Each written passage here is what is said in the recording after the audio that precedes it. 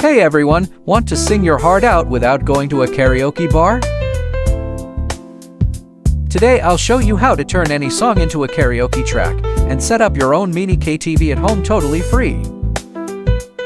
Part 1. Turn any song into a karaoke track. Here's the original version. Didn't blink, just stared some more. Like you're drawn in pencil lines, soft and warm, no warning signs.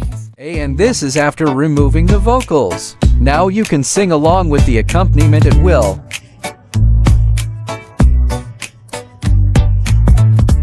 Let me show you how to remove vocals from any song step by step.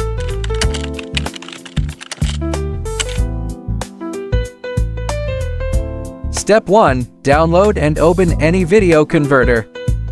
Step 2. Choose AI Audio Splitter and add your audio.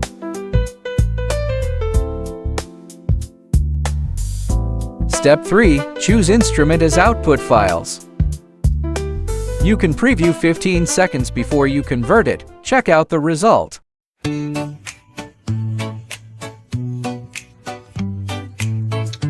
You can also choose different formats for your need, such as MP3, FLAC, WAV.